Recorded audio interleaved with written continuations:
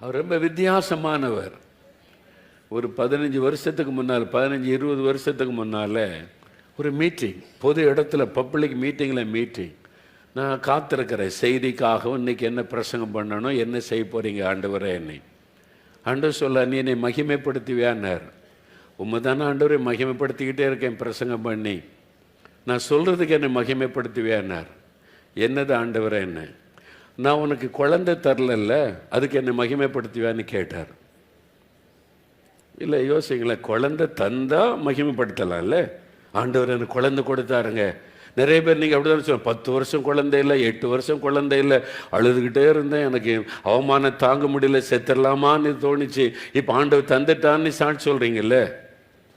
எனக்கு குழந்தை தரல, என் ஏசு நல்லவர்னு யாராவது மேடை ஏறி சாட்சி சொல்லுவோமா? யோசிங்க. என்னை பார்த்து ஆண்டவர் சொல்கிறாரு, உனக்கு நான் குழந்தை தரலையே, அதை இன்னைக்கு மேடையில் சொல்லி என்னை மகிமைப்படுத்துன்றார்.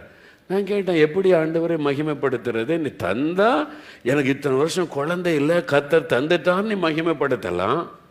ஒரு ஆசீர்வாதத்தை நீங்கள் தரவே இல்லை, அதுக்கு எப்படி மகிமைப்படுத்துறது? அப்போ ஆண்டவர் சொல்லி கொடுத்தாரு, நான் மகிமைப்படுத்துகிறேன். ஆனால் எப்படி, ஹவ்? ஆண்டவர் சொன்னார், உனக்கு இத்தனை வருஷமாக குழந்தை இல்லைல்ல? ஆமாம் இல்லை. என்னைக்காவது உன்னை துக்கப்பட விட்டுருக்கண்ணா? இல்லை ஆண்டவரே. குழந்தை இல்லைன்னு என்னைக்காவது நீ அழுதுகிட்டே உட்காந்துருக்கிறியா? இல்லை. நான் உன்னை அப்படி வைக்கல, சந்தோஷமாக வச்சிருக்கேன்ல. இந்த சந்தோஷத்தை என்னை தவிர யார் தர முடியும்? அதை சொல்லு. அல்லேலூயா. இயேசு கிறிஸ்து கொடுக்கிற சந்தோஷம் என்பது ஆண்டவர் அதை கொடுத்தார், இதை கொடுத்தார், வெற்றி கொடுத்தார், வேலை கொடுத்தார் என்பதில் அல்ல. ஒண்ணுமே இல்லாட்டாலும் அவர் கொடுக்கிற சந்தோஷம் என் உள்ளத்தில் இருக்கிறது. அதுதான் இயேசு. வேற யாரும் அந்த சந்தோஷத்தை தர முடியாது, வேற யாரும் கொடுக்க முடியாது. ஆண்டவர் சொன்னார், இந்த சந்தோஷத்தை நான் மட்டும்தான் தர முடியும் என்று எல்லாருக்கும் சொல். குழந்தை கொடுத்தாருன்னு ஒருத்தர் சொல்ல, ஒரு புறஜாதி மனுஷன் கூட சொல்லலாம், இந்த கோயிலுக்கு போய் வேண்டிக் கொண்டேன், எனக்கு குழந்தை கிடைச்சது சொல்றாங்க. இருக்காங்களா? இருக்காங்க. இந்த ஆஸ்பத்திரிக்கு போனேன், ஜெபம் பண்ணிட்டே போனேன், இந்த டாக்டர் பார்த்தாங்க, கர்த்தர் அவர் மூலமாக எனக்கு குழந்தை பிறக்கிறதுக்கு ஒரு ட்ரீட்மெண்ட் மூலமாக ஹெல்ப் பண்ணார், அப்படி சொல்கிறவங்களும் இருக்காங்களா? இருக்காங்க. குழந்தையே இல்லை, ஆனால் ஆண்டவர் என்ன சந்தோஷமாக வச்சிருக்கிறாரு. இது இயேசுவை தவிர யாரும் தர முடியாது. ஆண்டவர் சொன்னார், அதுக்கு என்னை மகிமைப்படுத்து. நான் சந்தோஷமா சொன்னேன், மனசுல வருத்தத்தோடு இல்லை. ஏன்னா என் இயேசு என்னை சந்தோஷமாய் வைத்திருக்கிறார். ஒண்ணுமே இல்லாட்ட கூட நான் அவருக்குள்ளே சந்தோஷமாய் இருக்கிற இருதயத்தை தந்திருக்கிறார். இது இயேசுவை தவிர வேறு யாருமே தர முடியாது. இயேசுவில் அன்பு கூறுங்க, அவர் கொடுக்கிற ஆசீர்வாதத்தில் அல்ல. அதனால இயேசு கிறிஸ்துக்குள்ள அந்த சந்தோஷம், அவரை நீங்க ஒரு நாள் முறுமுறுக்காதங்க, கேள்வி கேட்காதங்க. ஏன் இப்படி நடந்துச்சு ஆண்டவரே, ஏன் எனக்கு இப்படி செய்தீர் அப்படிலாம் கேட்காதங்க. ஆமென். அல்லேலூயா, அல்லேலூயா. நான் ஒரு நாள் ஆண்டவர்கிட்ட கேட்டதில்லை, ஏன் எனக்கு தரல. தினகரன் பிரதருக்கு நல்லா தெரியும். அவங்க சொன்னாங்க, தம்பி நீங்கள் உங்களுக்காக ஜெபிக்காதங்க அப்படியே சொன்னாங்க. அவங்க நல்ல ஒரு தகப்பனுடைய இருதயம். அவங்க இழப்பு என்னை ரொம்ப பாதிச்சிட்டு, வருஷத்தில் 2-3 முறையாவது கூட்டு உட்காரச்சு ரொம்ப நேரம் பேசிக்கிட்டே இருப்பாங்க. அவன் சொன்னான், உங்களுக்காக நீங்கள் ஜெபிக்காரங்க. அப்படியே பார்த்துக்கிட்டேன், நான் ஜெபிக்கிறேன், நான் ஆண்டவர்கிட்ட சண்டை போட்டுக்கிட்டு இருக்கேன், ஆண்டவர் உங்களுக்கு ஒரு குழந்தை கொடுக்கணும்னு சொல்லி இதே வார்த்தை சொன்னாங்க என்கிட்ட. நான் சண்டை போட்டுக்கிட்டு இருக்கேன் ஆண்டவர்கிட்ட, நீங்கள் ஜெபிக்காதங்க, நான் ஜெபிக்கிறேன். பிற ஜீவானந்தம் எவ்வளோ பெரிய தெய்வ மனுஷர். அவன் சொன்னாங்க, உங்களுக்காக நான் ஆண்டவர்கிட்ட போராடிக்கிட்டு இருக்கேன் பிரதர்.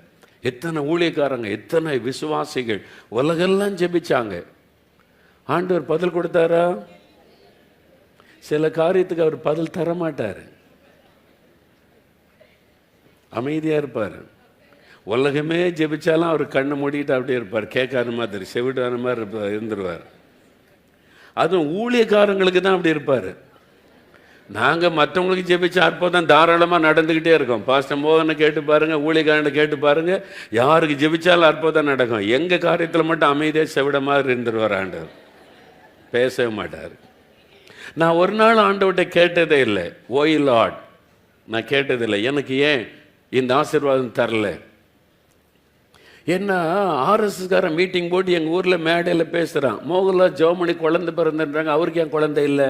மேடையில் பப்ளிக் மீட்டிங்கில் இந்துக்கள் திட்டுறான் என்ன. நான் பார்த்தேன், ஆண்டவர் அது எனக்கு அவமானம் கிடையாது, உமக்கு தான் அவமானம், உண்மை தானே திட்டுறான். என்ன ஒவ்வொரு மாதமும் திறப்பின் வாஜ்யத்தில் எல்லாரும் குழந்தையோடு வந்து சாட்சி சொல்கிறாங்க. ஆயிரக்கணக்கான குழந்தைகளை நான் கையில் ஏந்தி சோதரம் பண்ணி இருக்கிறேன். அவன் மேடை போட்டு பப்ளிக் மீட்டிங்கில் திட்டுறான், பேசுகிறான். நான் சொன்னேன், அவன் என்ன திட்டலான்ட்டு உங்களை தான் திட்டுறான், அது உங்கள் பாடு. ஆண்டவர் அமைதி ஆயிட்டார். நான் ஒரு நாள் ஆண்டவர் கேள்வி கேட்டதில்லை, ஏன் தரலன்னு சொல்லி. ஏன்னா இவ்வளோ பேர் ஜெபிச்சாங்க, ஆண்டவர் அமைதியாக இருக்கிறாரு. நான் ஆண்டவர்கிட்ட போய் எதையுமே ஏன் இது செய்யலை அப்படி செய்யலை, என்ன நான் அவர் கொடுக்குற ஆசீர்வாதத்துக்காக அவரை பின்பற்றலை, நான் என் இயேசுவை நேசிக்கிறேன், எனக்காக சிலுவை சுமந்து அவரை நேசிக்கிறேன். அவருக்கே பொறுக்கலை, இவன் என்ன ஒன்றுமே கேட்க மாட்டேங்கிறான்னு சொல்லி 4 வருஷத்துக்கு முன்னால், இப்போ தான் 4 வருஷத்துக்கு முன்னால் ஒரு நாள் ஜெபிச்சுக்கிட்டு இருக்கிறேன். நான் இதுக்காகலாம் ஜெபிக்கவும் இல்லை, கேட்கவும் இல்லை. ஆண்டவர் சொன்னார், நான் ஏன் உனக்கு குழந்தை தரல தெரியுமான்னு கேட்டார். அவரே கேட்டார், நான் கேட்கல ஆண்டவர்கிட்ட, அவரே கேட்டார், நான் ஏன் உனக்கு குழந்தை தரல தெரியுமா அப்படின்னு சொல்லி. எல்லாரும் ஜெபிச்சாங்க உனக்கு, நான் பாட்டில் அமைதியாக இருந்துட்டு அவனுக்கு ஏன் தரல? ஏன் ஏதோ ஒரு காரணம் இருக்கும்ல. அவர் தகப்பன், அவர் எஜமான், அவரை கேள்வி கேட்க யாருக்கு உரிமை இருக்குது? அப்போ எனக்கு அப்போ தான் யோசனை வந்துச்சு, ஏன் நான் இதுவரை கேள்வி கேட்கல, ஆண்டவரை கேட்குறாரு. நான் கேட்காம இருந்தோடனே அவரை கேட்குறாரு போல. இவன்னும் கேட்கவே மாட்டேங்கிறான், மற்றதெல்லாம் கேட்குறான், எழுப்புதலை தாருன்றான், தேசத்தை தாருன்றான், ஆத்மா தாருன்றான், எனக்கு குழந்தை தாருன்னு கேட்க மாட்டேங்கிறான். முதல்ல கேட்டேன், ஆரம்ப காலத்தில் நான் ஜெபிச்சேன், எல்லா மனுஷரை போல் நானும் ஜெபம் பண்ணேன் அந்த ஒரு குறிப்பிட்ட காலம். அதுக்கப்புறம் சரி தேவசித்தன்னு விட்டுட்டேன் நான். அப்புறம் ஆண்டவர் கேட்டார், ஏன் தரல தெரியுமா? என்ன எதுக்கு ஆண்டவரே, எனக்கு புரியல. அப்போ ஆண்டவர் சொன்னார், நான் உனக்கு ஒரு குழந்தை கொடுத்துருந்தா உன்னுடைய டைமில் எவ்வளோ நேரத்தை உன் பிள்ளைக்கு கொடுத்துருப்பேன். 25% டைமையாவது உன் பிள்ளைக்கு நீ கொடுத்துருப்பேன். பிள்ளைக்கு கவனிக்க, அதை வளர்க்க, அதை கடை கூட்டு போக, ட்ரெஸ் வாங்கி கொடுக்க, ஸ்கூலுக்கு அனுப்ப, காலேஜுக்கு அனுப்ப, அதை கவனிக்க, அதை ஆஸ்பத்திரி கூட்டு போக, குறைஞ்சது 25% நேரத்தையாவது உன் பிள்ளைக்கு நீ கொடுத்துருப்ப. உன் நேரம் எனக்கு 100க்கு 100 வேணும் என்பதற்காக உனக்கு நான் தரல. நீ 100க்கு 100 எனக்கு வேணும். அப்போ தான் நான் யோசித்து பார்த்தேன், திரும்பி பார்த்தேன், செய்து வந்த ஊழியங்கள், கடந்து வந்த பாதை நினைத்து பார்த்தேன். பாருங்க, எந்த ஒரு அந்த பாரம் இல்லாமல், கவலை இல்லாமல் அப்படியே ஓடி ஓடி அடுத்த ஊழியம், இந்த ஊழியம், அந்த ஊழியம். எங்கேயா போயிருந்தாக்கி பிள்ளை ஃபோன் பண்ண, அப்பா இன்றைக்கி எப்பப்பா வருவீங்க என்ன, நம்ம ஊழியத்தில் நின்றுக்கிட்டு இருக்கும்போது சொல்லுமா இல்லையா? ஆண்டவர் பார்த்தார், இது டிஸ்டர்ப் பண்ணும் அப்படின்னு வேண்டான்னு ஆக்கிட்டார். நான் சொல்லலை, அவர் தான் சொன்னார் எனக்கு. நான் அவர்கிட்ட கேள்வியே கேட்கல. அதுவும் 4 வருஷத்துக்கு முன்னால் தான் சொன்னார் ஆண்டவர். அதனால தான் நான் உனக்கு தரல. உன் நேரம் எனக்கு 100க்கு 100 வேணும், நீ 100% எனக்கு வேணும். உன் நேரத்தை வேறு யாருக்கும் நீ கொடுக்கக்கூடாது. அப்போ தான் நான் இந்த ஊழியத்தை செய்து முடிக்க முடியும், நான் இந்த ஊழிய திட்டத்தை நான் நிறைவேற்ற முடியும்னு சொல்லி. நம்ம நிறைய பேர் நினைக்கிறோம், குடும்பத்தை நடத்த தெரியாதவன் சபை எப்படி நடத்துவான்னு ஒரு வசனத்தை வச்சுக்கிட்டு குடும்பம் குடும்பம் குடும்பம் நீ தேவனுடைய ராஜ்யத்தை மறந்து போனவங்களா நிறைய பேர் இருக்கிறோம். ஆண்டவர் சொல்லார், என்னை காட்டிலும் தன் பிள்ளைகளையாவது மனைவியாவது நேசிக்கிறவன் எனக்கு பாத்திரன் அல்ல. அப்போ இது ஆண்டவர் எனக்கு சொன்னார். அதனால் நான் மற்றவங்களுக்கு அப்படி சொல்ல மாட்டேன், குழந்தெல்லாம் வேண்டாப்பா ஊழியத்தை பார்த்துக்குன்னு சொல்ல மாட்டேன். நான் அவங்களுக்காக ஜெபம் பண்ணுவேன், அவங்கள ஆசீர்வதிங்க ஆண்டவரே என்னை. ஒருவேளை அதனால தானே என்னவோ நான் அழுது ஜெபிச்சுனா உடனே குழந்தை கொடுத்துட்றாரு.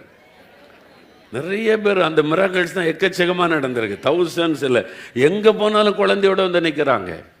அன்னைக்கு ஒரு அம்மா நிற்கிறாங்க, முஸ்லீம். அந்த அம்மா, நான் முஸ்லீம் ஐயா, எனக்கு குழந்தை இல்லை, உங்கள்கிட்ட நான் ஜெபம் பண்ணேன், கர்த்தர் ஒரு குழந்தை கொடுத்து அந்த மகனை இப்போ இயேசுக்காக வளர்த்துருக்கேன் பாருங்கன்னு கொண்டு நிறுத்துறாங்க. எங்கே போனாலும் நிற்கிறாங்க. அப்போ ஒரு நாள் அதுக்கு இல்லையேன்னு நான் வருத்தப்பட்டதில்லை. ஏன்னா என் ஆண்டவர் எனக்கு எது நல்லதோ அதை தருவார். அவருக்கு தெரியும் எதை கொடுக்கணும், எதை செய்ய வேண்டும் என்று. என்னால் இந்த உலகத்தில் உள்ள எல்லாவற்றை விட நான் அவரை நேசிக்கிறேன். நான் சொன்னது, அப்படிப்பட்ட ஒரு இருதயத்தை எனக்கு தாரும் ஆண்டவரே. நான் எல்லாவற்றை விட உம்மை நான் நேசிக்கணும். யோபு அப்படி நேசித்ததனால தான் எல்லாவற்றையும் இழந்த போதிலும் கூட கர்த்தர் கொடுத்தார், கர்த்தர் எடுத்தார், கர்த்தருடைய நாமத்திற்கு ஸ்தோத்திரம் என்று சொல்ல முடிந்தது. நீங்க எதை நேசிக்க? படிப்பை நேசிக்கிறியா? பட்டத்தை நேசிக்கிறியா? எதை நேசிக்கிறீங்க? எதை மேல உங்களுக்கு அன்பு இருக்கிறது? எதுக்காக இயேசுவை தேடுறீங்க? டாக்டருக்கு படிக்கணும், என்ஜினியருக்கு படிக்கணும், நீட் தேர்வுல மார்க் கிடைக்கணும், அதுக்காக இயேசு மேல அன்பு, அதுக்காக இயேசு மேல விசுவாசம். எனக்கு நல்ல ஒரு பொண்ணு கிடைக்கணும், நல்ல ஒரு குழந்தை கிடைக்கணும், நல்ல வீடு வேணும், அதற்காக இயேசு மேல அன்பு, இயேசு மேல விசுவாசம். எதுக்காக இயேசுவை தேடுறீங்க? எதுக்காக இயேசுவை தேடி வந்திருக்கிறீங்க? எனக்கு ஒண்ணுமே அவர் தராட்டாலும் பரவாயில்லை, எனக்காக சிலுவை சுமந்த ரத்தம் சிந்தி மரித்தாரே, அவருக்காக அவரை நேசிக்கிறேன்னு நீங்க சொல்லணும். ஆமென் சொல்லுங்க. அந்த அன்பு உங்களுக்குள்ள வரணுமானா தினந்தோறும் சிலுவைக்கு முன்னால போய் நில்லுங்க. தினந்தோறும் சிலுவையில தொங்குகிற இயேசுவை நீங்கள் தரிசித்து அவரோடு கூட பேசுங்க. உங்களுக்காக ரத்த சிந்தன காட்சியை கண் முன்னால நிறுத்துங்க. எனக்காக இவ்வளவு செய்திருக்கிறார், நான் அவரை நேசிக்கணும், அவரை குறை சொல்லக்கூடாது, ஒரு நாள் அவரை முறுமுறுக்க கூடாது. யோசித்து பாருங்க, ஆண்டவரை கேள்வி கேட்டீங்கல்ல, முறுமுறுத்தீங்கல்ல, அது எவ்வளோ பெரிய ஆண்டவரை துக்கப்படுத்தி இருக்கிற விஷயம் இல்லை. அதுக்கு ஆண்டவர்கிட்ட மன்னிப்பு கேளுங்க. நீங்கள் முழு இருதயத்தோட, ஆண்டவரே இந்த உலகத்தில் ஒன்றுமே இல்லாட்டா கூட நாம் நேசிப்பேன், அத்திமரம் துளிர் விடாமற் போனாலும், திராட்சை செடி பலன் அற்று போனாலும், ஆட்டுகளை மந்தை அற்று போனாலும், என் ரட்சிப்பின் தேவனுக்குள்ளே நான் களி கூறுவேன். இதுதான் நம்முடைய அனுபவமாய் மாற வேண்டும். எல்லாத்தையும் நான் இழந்தாலும் என் இயேசுவுக்குள்ளே நான் களி கூறுவேன். அல்லேலூயா.